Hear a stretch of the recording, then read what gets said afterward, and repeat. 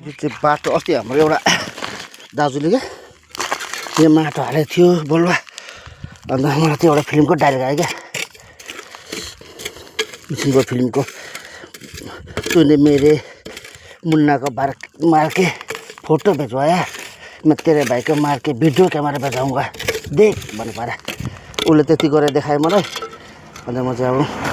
यो के भन्छ सिमेन्ट लिएको छु सिमेन्ट हालेर चाहिँ गरिदिनु अब ल ल घरमा बसेको थिएँ हालेर चाहिँ ठ्याक्कै गरिदिने तँलाई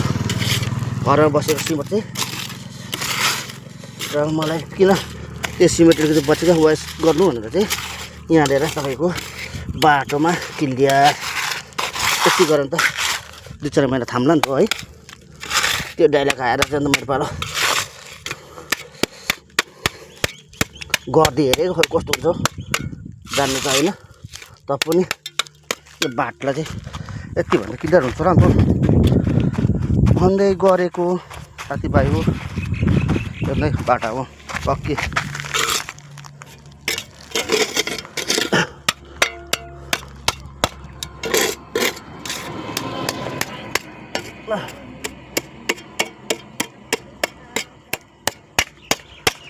ल अब यहाँ सिमेन्ट ल्याउँछु सिमेन्ट पनि छर्दिने ल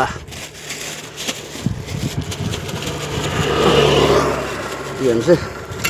सिमेन्ट पनि छ लेको हो यो कस्तो हुँदो रहेछ हेरौँ ल यति गरिन्छ हुन्छ र नि त बाटो यो चाहिँ हाम्रो समूह दाजुले देखाएको थियो नि त अन्त यति मात्रै लगाइदिएछ अन्त म चाहिँ पुरै खोलेर चाहिँ पुरै रिपेयरिङै गरिदिएको नि सिमेन्टेडै होइन एउटा अलि आँखा देखाइदियो अन्त मैले चाहिँ गरिदिइहालेँ क्या हजुर हाम्रो दाजुले आँखा देखाएर चाहिँ मैले गरिदिएको है यो अरूले हेरेर तपाईले यस्तो काम गर्दैछ यसमा त सबले रोकेर तपाईलाई कमेन्ट गर्नु अनि यो चाहिँ मैले कस्तो लाग्यो भने नि अस्ति हाम्रो समूहमा दाजुले क्या यो मात्रै हाल्यो अन्त म त सोचेँ मेरो घरमा सिमेन्टहरू छ काम हुँदैछ